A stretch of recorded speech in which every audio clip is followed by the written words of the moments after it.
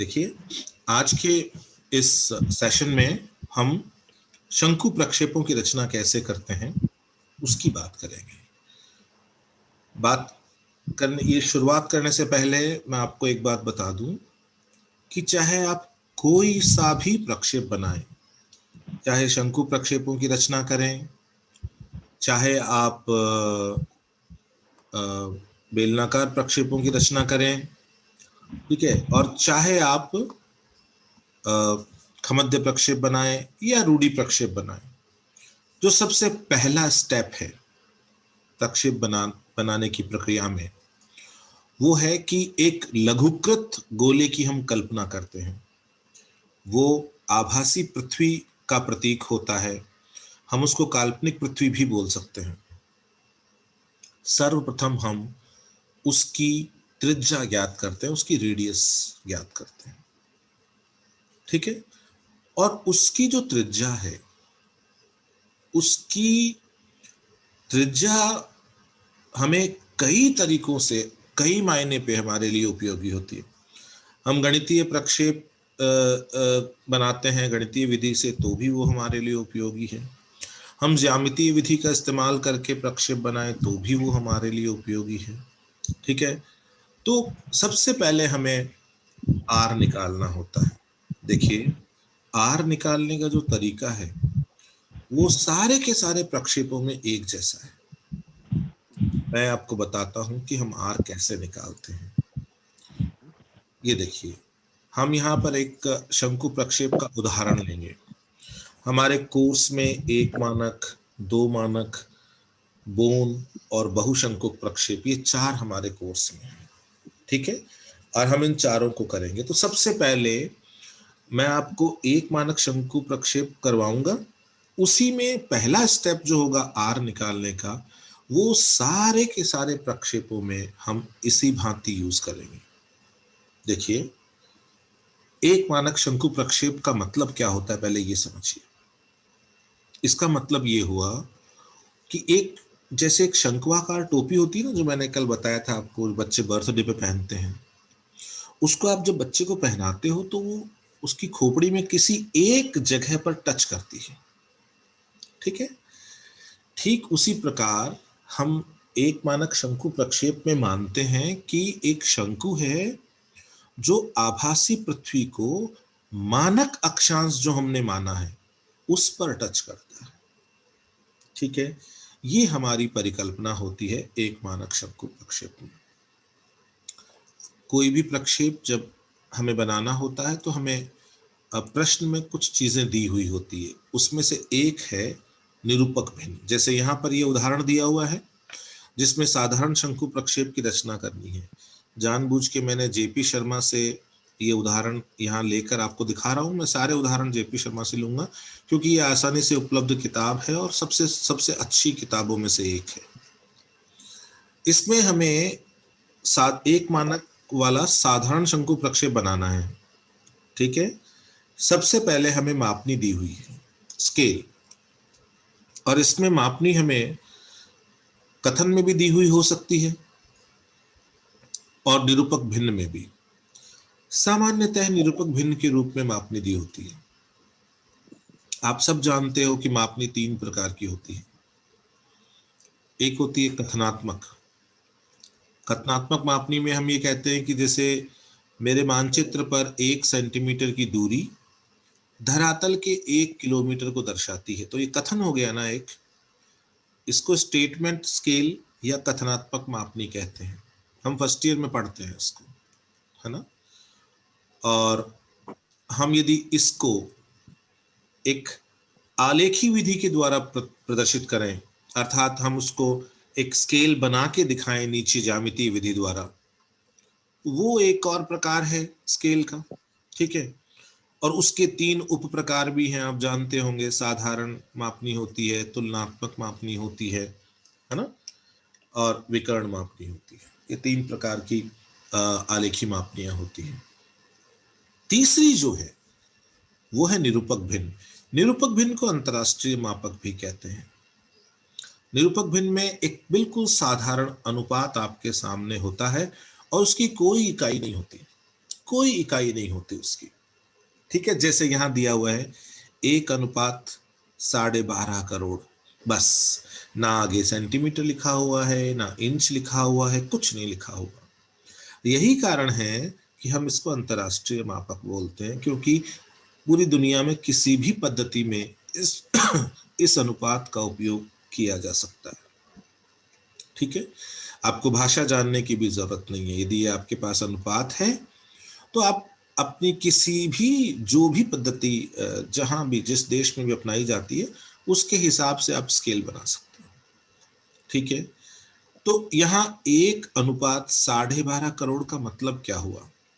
इसका मतलब ये हुआ कि यदि आप 1 को सेंटीमीटर बताते हो तो मानचित्र पर 1 सेंटीमीटर धरातल पर 12.5 करोड़ सेंटीमीटर के बराबर है।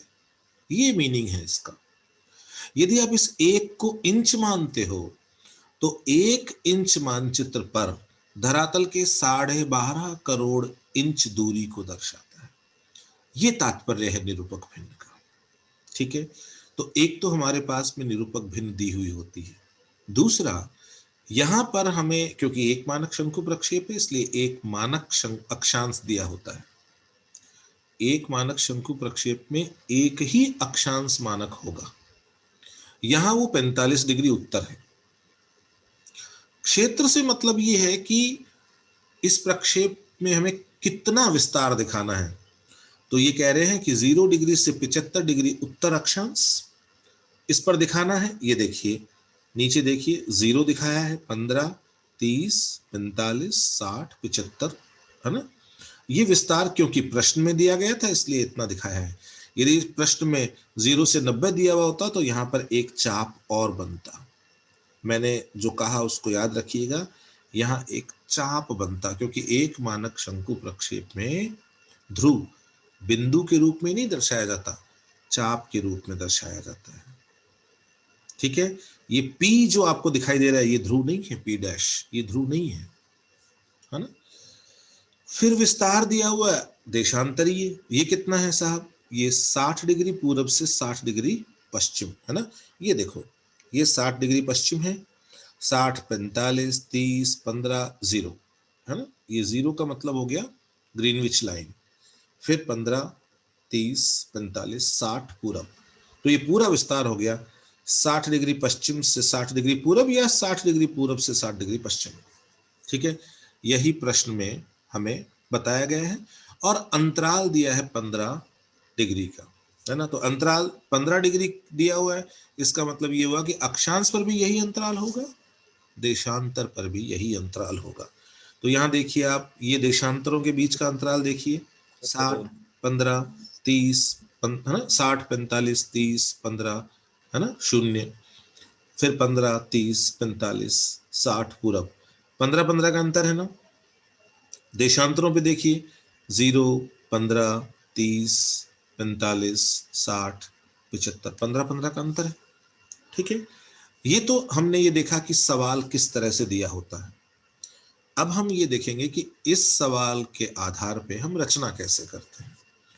सर्वप्रथम मैंने आपसे एक बात कही थी, हर एक प्रक्षेप में सबसे पहले आर निकालनी होती है।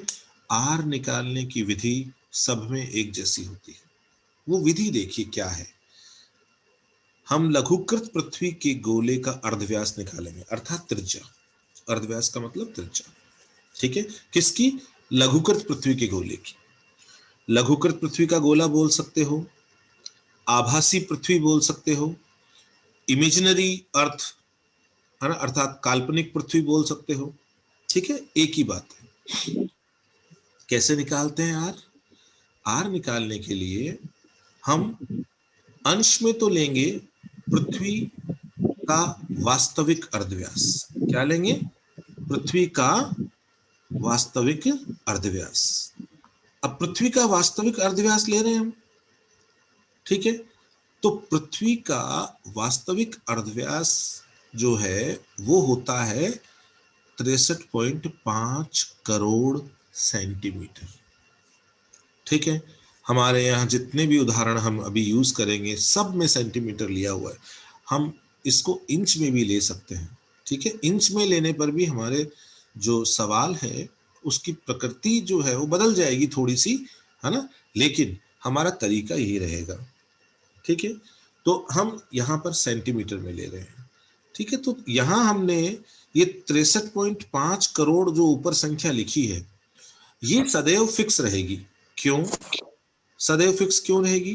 क्योंकि हम इस बात को अच्छी तरह से जानते हैं कि जो पृथ्वी है हमारी, उसकी त्रिज्या जो है वो बदलती नहीं है, वो वही है जो हमेशा हम लेते हैं। ठीक है, तो ये नहीं बदलेगा, ये 63.5 करोड़ ही रहेगा अंश में। हर में हम क्या करते हैं, हर में निरूपक भिन्न का हर लेते हैं। तो निरूपक भिन्न को एक निरूपक भिन्न एक अनुपात होता है, इसको हम 1 अनुपात 12.5 करोड़ भी लिख सकते हैं और 1/12.5 करोड़ भी लिख सकते हैं। तो 1/12.5 करोड़ लिखोगे तो 1 हो जाएगा अंश और 12.5 करोड़ हो जाएगा हर। तो इस 12.5 करोड़ जो हर है निरूपक भिन्न का, उसको हम यहां हर के रूप में इस्तेमाल करते हैं। ठीक है, तो फिर हमारा अनुपात क्या आएगा, 63.5 करोड़ बटा 12.5 करोड़। जब हम इसको कैलकुलेट करेंगे तो आएगा 5.08 सेंटीमीटर।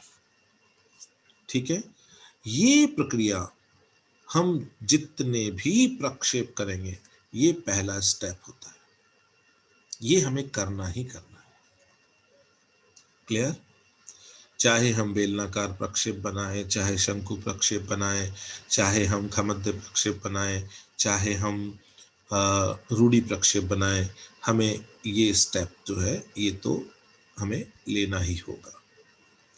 अब हम बात करते हैं कि इसकी मदद से अब हम एक मानक शंकु प्रक्षेप की रचना कैसे करते हैं।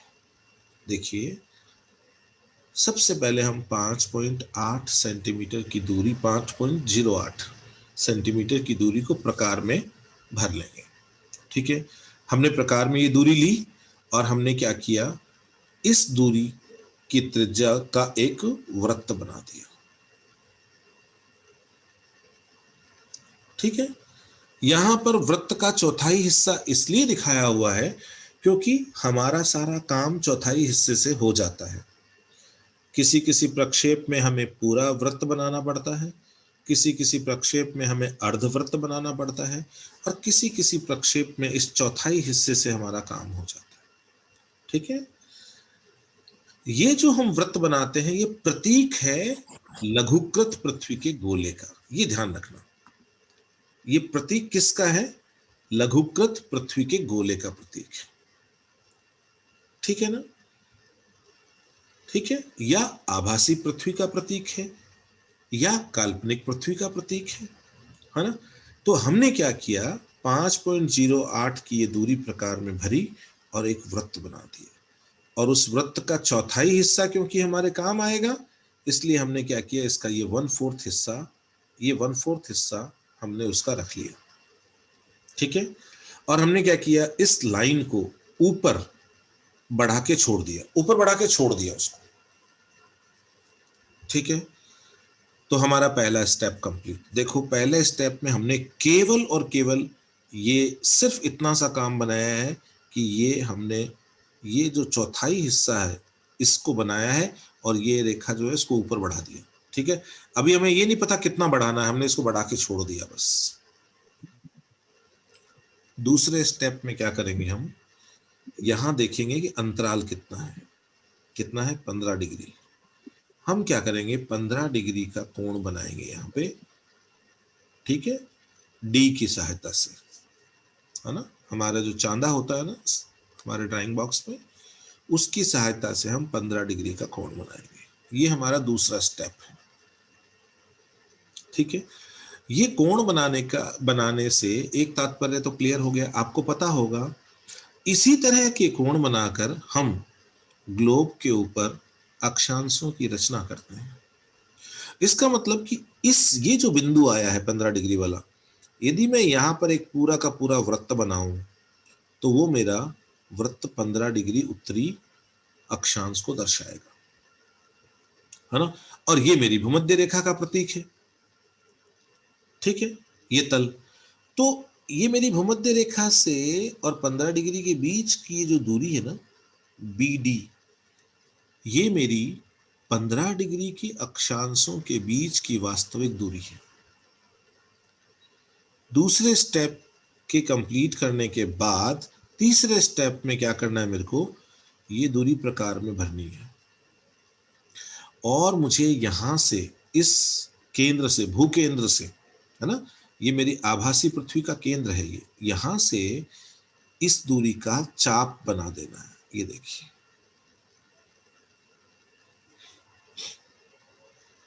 ठीक है, ये आर्क बना दिया मैंने, है ना। इस आर्क को बना देने के बाद मेरे 3 स्टेप पूरे हो गए। चौथे स्टेप में मैं क्या करूंगा, मैं मानक अक्षांश की रचना करूंगा। यहां मेरा मानक अक्षांश है 45 डिग्री नॉर्थ, तो मैं क्या करूंगा, यहां पर 45 डिग्री का अक्षांश बनाऊंगा।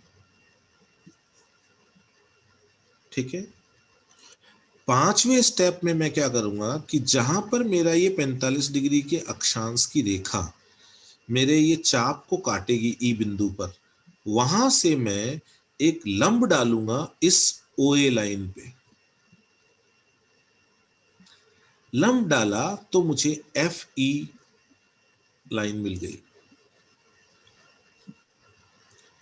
ठीक है, छठे स्टेप पे मैं क्या करूंगा कि मेरा ये जो 45 डिग्री वाला जो ये लाइन है, मैं यहां पर 90 डिग्री का कोण बनाऊंगा, अर्थात एक लंब डालूंगा और मैं इस लाइन को वहां तक बढ़ाऊंगा जहां पर ये लाइन इस OA लाइन के विस्तार को काटे।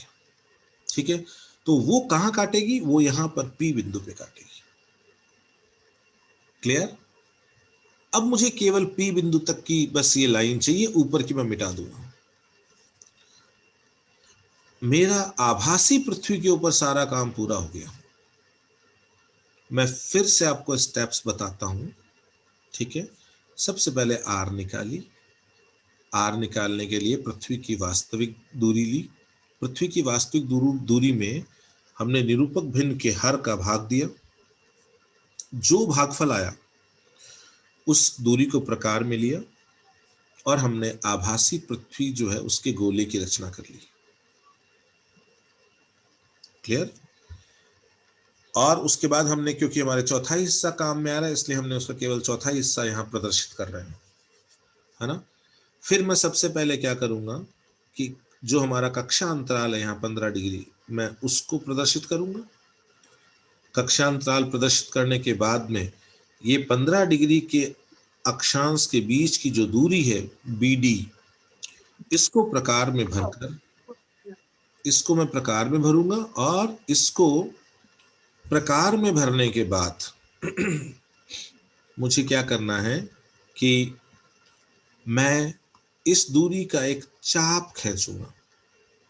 ठीक है, और वो चाप मैं खींचूंगा यहां पर मेरे प्रकार का नुकीला हिस्सा रखकर भूकेंद्र पर। ये मैंने चाप खींच दिया। अगले स्टेप में मैं क्या करूंगा कि मानक अक्षांश की रचना करूंगा। यहाँ 45 डिग्री है, मैंने क्या किया, यहाँ 45 डिग्री का मानक अक्षांश बना दिया। जहां पर ये मानक अक्षांश मेरे चाप को काट रहा है ई बिंदु पर, वहां से मैं एक परपेंडिकुलर डालूंगा, लंब डालूंगा OA रेखा पर। ठीक है, तो मुझे ये FE दूरी मिल जाएगी, ये बाद में काम आएगी मेरे, है ना। लास्ट में मैं क्या करूंगा कि मेरे मानक अक्षांश जो है उस पे एक लंब डालूंगा और उसको वहां तक बढ़ाऊंगा जहां तक ये इस OA की लाइन का जो विस्तार है उसको काटे। ठीक है, और फिर मैं क्या करूंगा, वो जो पॉइंट जहां पर ये काट रहा है ना, मैं क्या करूंगा कि उस पॉइंट को मैं इस्तेमाल करूंगा, अर्थात मैं P और C दूरी को प्रकार में भर लूंगा। ये C बिंदु है, ये P से C तक की दूरी को प्रकार में भर लूंगा। मेरा यहां पर पूरा काम हो गया। ठीक है, इसकी दूरियां मेरे काम आएगी, लेकिन इस पर जो मुझे काम करना था, आभासी पृथ्वी पर मुझे जो काम करना था, वो मेरा कंप्लीट हो गया। अब मैं क्या करूंगा, एक खाली पन्ना लूंगा और उस पर एक सीधी रेखा ड्रॉ कर दूंगा। मुझे नहीं पता कि ये रेखा कितनी लंबी होगी, बस मैं इसको ड्रॉ करके छोड़ दूंगा। ठीक है, अब मैं क्या करूंगा, मेरे प्रकार का जो नुकीला हिस्सा उसको यहां रखूंगा, और मेरे प्रकार में दूरी कितनी भरी हुई है, PC। मैं क्या करूंगा, यहां से PC दूरी का एक चाप काटूंगा जो यहां कटेगा, ठीक है। और यहां से फिर मैं क्या करूंगा, इससे ये पूरा चाप बना ही दूंगा, ये चाप बना दूंगा। मुझे पता नहीं कि इसका विस्तार कितना होगा, इसलिए मैं उसको दोनों तरफ काफी विस्तारित बनाऊंगा, है ना। ठीक है, ये चाप बनाऊंगा। ये मेरा जो चाप है, ये जो मैंने यहां से जो चाप बनाया है ना, ये मेरा चाप, ये निश्चित रूप से मेरा मानक अक्षांश होगा, अर्थात ये मेरा 45 डिग्री उत्तर है। क्या है, 45 डिग्री उत्तर। अब देखो, 45 डिग्री उत्तर ले लिया मैंने। अब मेरे लिए बाकी दूसरे अक्षांश बनाने का काम करना है मेरे को। पहले अभी तक मेरे पास दो ही लाइनें आई है, एक तो ये बीच वाली और एक ये मानक अक्षांश, बाकी कोई भी लाइन अभी मैंने बनाई नहीं है। ध्यान रखना, स्टेप वाइज चलना है। यदि आप स्टेप फॉलो नहीं करोगे ना, तो इसमें थोड़ी सी दिक्कत आएगी, है ना। आपको स्टेप वाइज चलना है, स्टेप को फॉलो करना है, ठीक है। और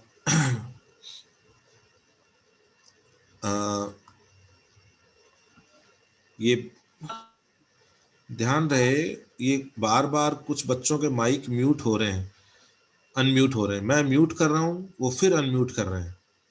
मैं फिर पूरी मीटिंग को लॉक करके पढ़ाऊंगा, अच्छा नहीं लगेगा। प्लीज, आप लोग बड़े हैं, सिंसियर हैं, MA के विद्यार्थी हैं, अपने आप को आप बिना मतलब के अनम्यूट नहीं करेंगे, ठीक है। अपने आप को म्यूट रखेंगे। आप बार बार डिस्टरबेंस हो रहा है, मुझे मेरा कंसंट्रेशन इससे ब्रेक होता है। चलिए, अब देखिए, हम इसमें आगे चलते हैं। तो अब हम क्या करेंगे कि हम लोग सिर्फ दो लाइनें आई मेरे पास, एक तो ये प्रधान यामोत्तर, है ना, प्राइम मेरिडियन, और एक ये मानक अक्षांश। बस ये दो ही अभी तक मैंने ड्रॉ किए। अब सबसे पहले मैं बाकी सारे अक्षांश बनाऊंगा। मुझे पता है कि 15 डिग्री अक्षांश के बीच की दूरी ये BD है, ठीक है ना, और ये वास्तविक दूरी है।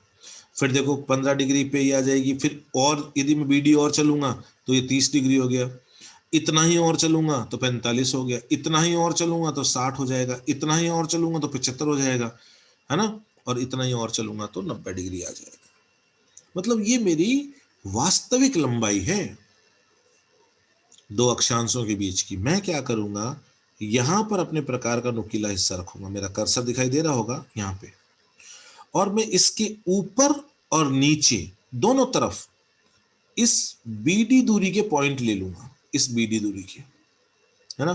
तो मैंने पहला पॉइंट यहां लिया, तो ये हो गया 30 डिग्री का, ठीक है। मैंने दूसरा पॉइंट यहां प्रकार का नुकीला हिस्सा रख के यहां लिया, ये मेरा हो गया 15 डिग्री का। तीसरा पॉइंट मैंने यहां प्रकार का नुकीला हिस्सा रखे और यहां लिया, ये मेरा हो गया 0 डिग्री। नीचे का काम खत्म, क्योंकि हमें भूमध्य रेखा तक ही दिखाना है। हम इस शंकु प्रक्षेप में केवल एक ही गोलार्ध दिखा सकते हैं।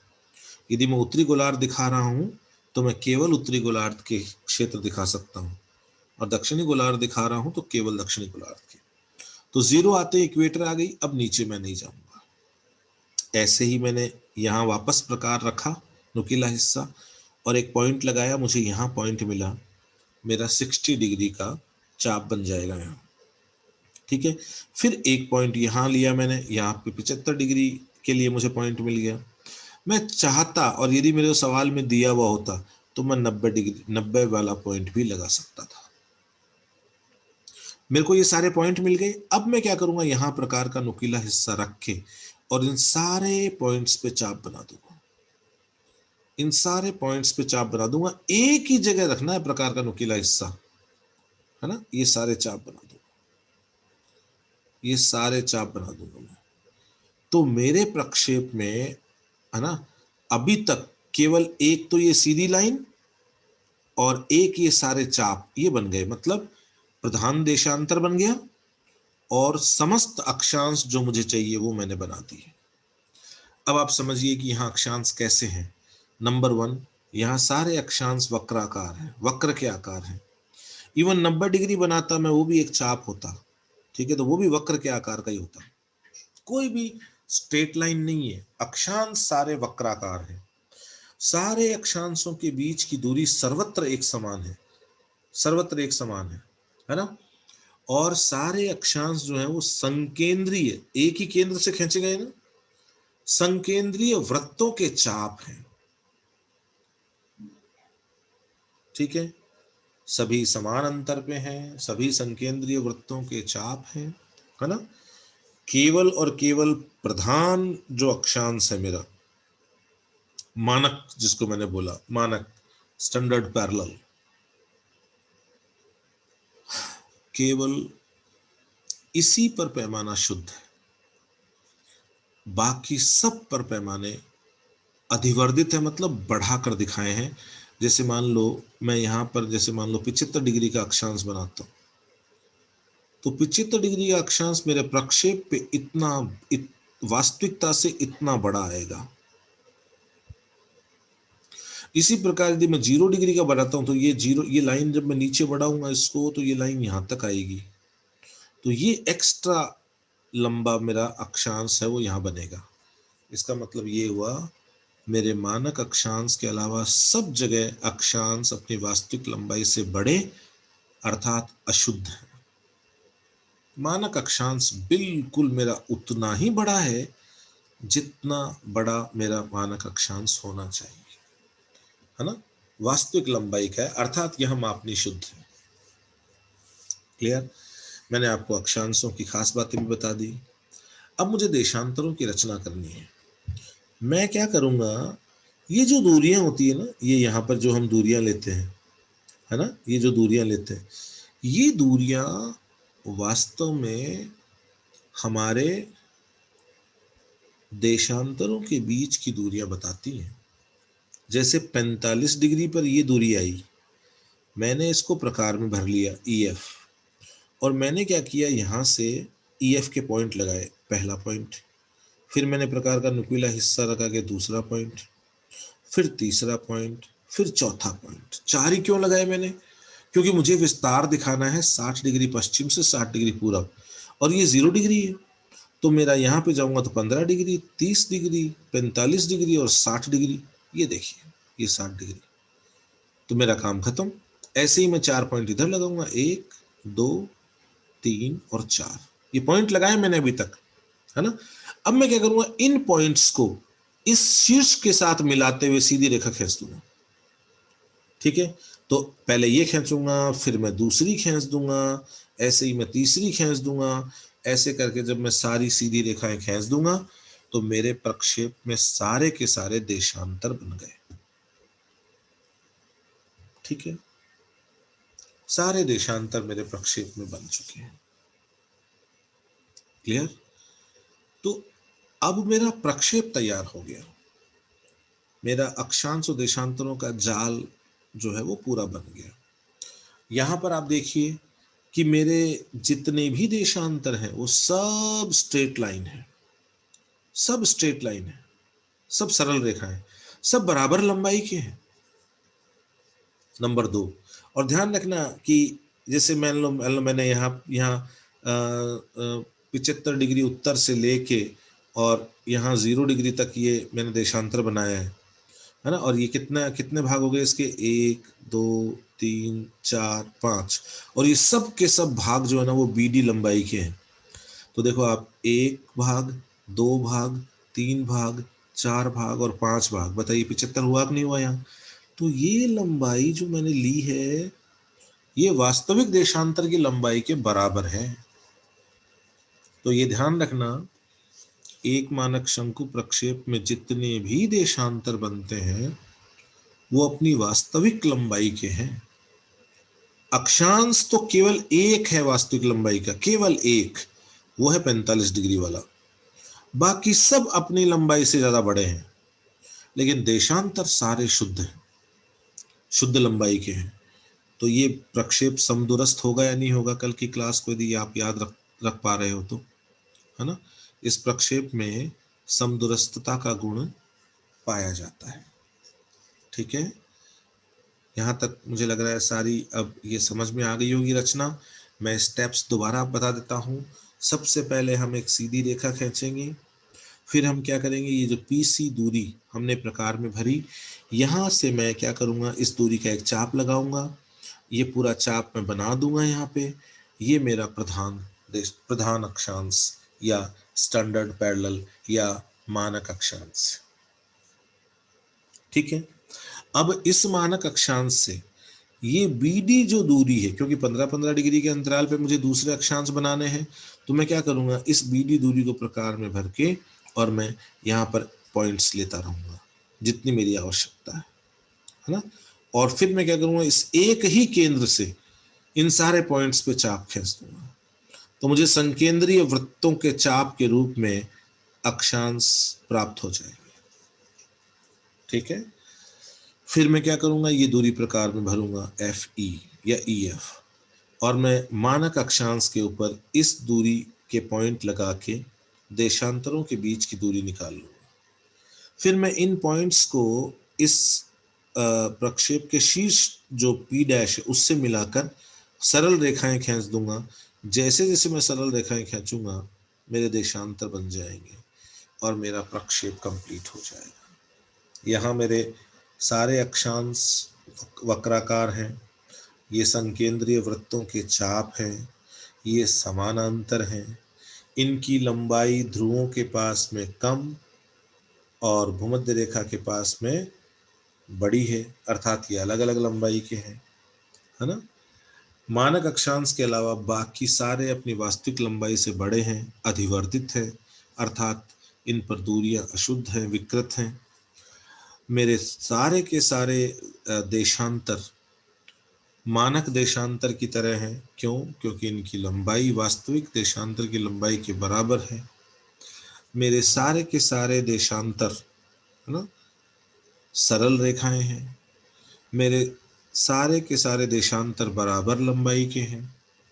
मेरे सारे के सारे देशांतर जो हैं उनके बीच की दूरी ध्रुवों के पास में कम और भूमध्य रेखा के पास में ज्यादा है। जिस तरह सारे के सारे अक्षांश समानांतर हैं, उस तरह सारे देशांतर समानांतर नहीं है। देशांतरों के ऊपर दूरियां भिन्न भिन्न हैं।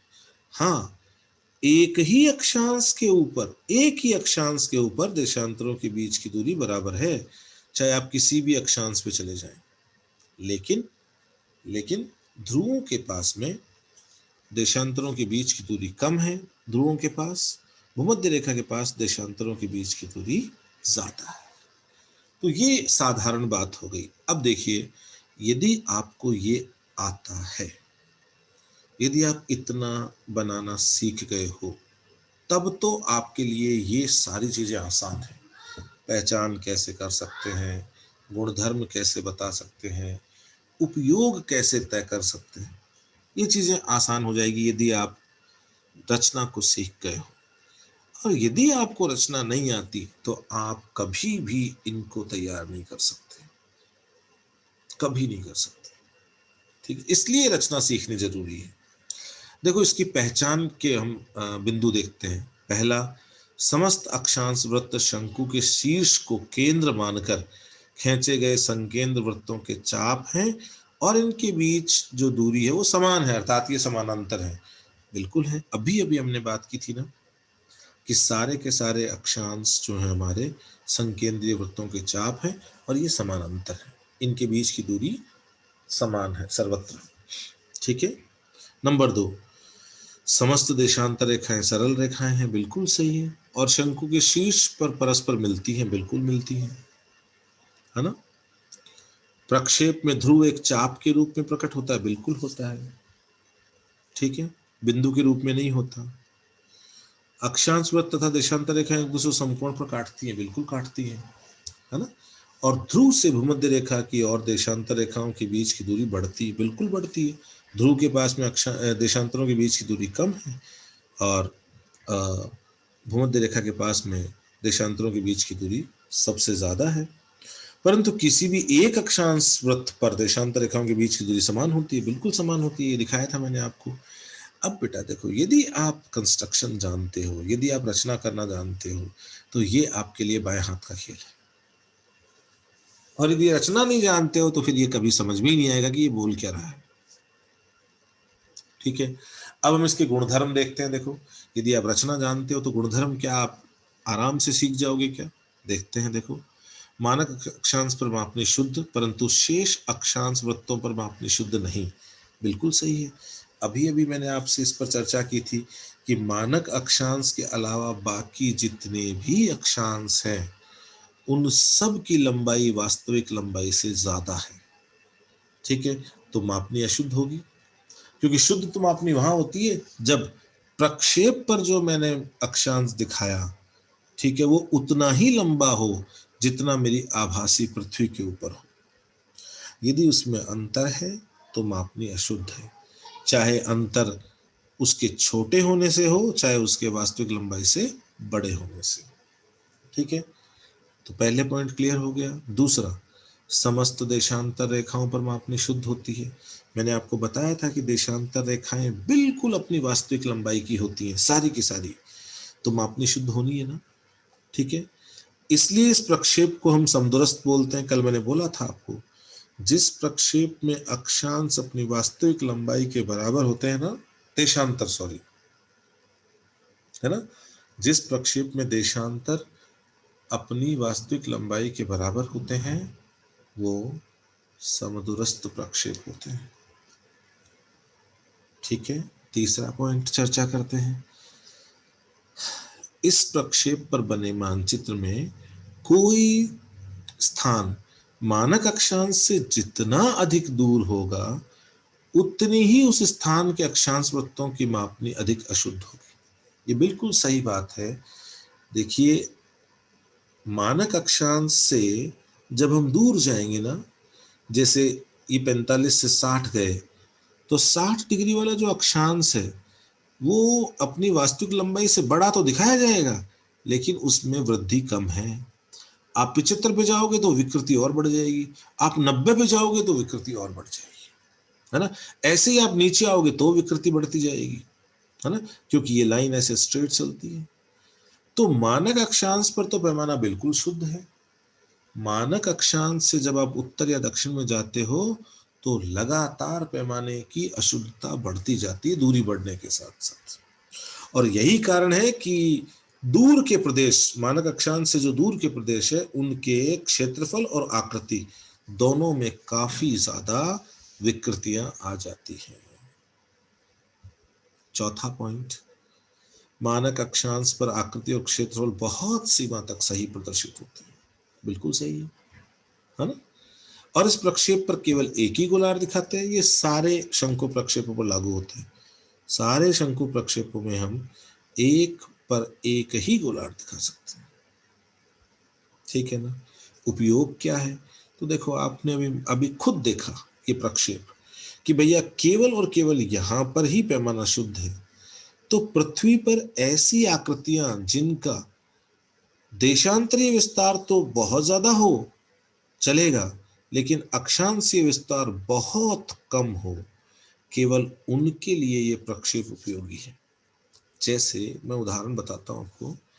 आपको पता होगा कि नॉर्थ अमेरिका में यूएसए और कनाडा की जो बॉर्डर है वो ज्यादातर, लेक एरिया को छोड़ दो, महान झील प्रदेश को छोड़ दो, तो ज्यादातर वो क्या है, 49 डिग्री नॉर्थ लैटिट्यूड का फॉलो करती है ना, 49 डिग्री उत्तरी अक्षांश। यदि हम ऐसा प्रक्षेप बनाएं जिसमें 49 डिग्री को ही मानक अक्षांश ले लें, ठीक है, तो उस पर हम यूएसए और कनाडा के बीच की जो सीमा है उसको बहुत शुद्धता के साथ दर्शा सकते हैं। ठीक है, इस तरह से उपयोग तय होता है ना। तो इसके अलावा देखो, हम ये जो मिड लैटिट्यूड्स हो ना, मध्य अक्षांश है ना, मध्य अक्षांश वाले भाग हैं, है ना, जो करीब करीब ये मान लीजिए कि 35 से लेके और और 55-60 तक के जो अक्षांशीय विस्तार के अंदर जो देश है उनको मध्य अक्षांशीय देश या मध्य अक्षांशीय क्षेत्र कहते हैं, जहाँ कई छोटे छोटे देश हैं, विशेष तौर पे यूरोपियन कंट्रीज, है ना। तो हम क्या करते हैं, उन छोटे छोटे देशों के मानचित्र बनाने के लिए इसका उपयोग कर सकते हैं, ठीक है, क्योंकि उनका विस्तार बहुत कम है उन देशों का। हम इसके अलावा इस प्रक्षेप पर ऐसे देशों को भी बना सकते हैं जिनका अक्षांशीय विस्तार काफी कम हो, जैसे नेपाल है। नेपाल को भी हम इसके ऊपर बना सकते हैं, है ना, क्योंकि नेपाल का देशांतरीय विस्तार अच्छा है, अक्षांशीय विस्तार बहुत अच्छा नहीं है ना। उसकी यदि आप यूं देखोगे कि लंबाई ज्यादा है, चौड़ाई कम, उसको भी हम इसके ऊपर बना, उसके नेपाल के ठीक बीच वाला जो अक्षांश है उसको यदि हम मानक अक्षांश के रूप में ले लें तो काफी हद तक अच्छा मानचित्र नेपाल का बनाया जा सकता है, ठीक है। और अब मैं पहले आप लोगों से इस विषय में चर्चा कर लूं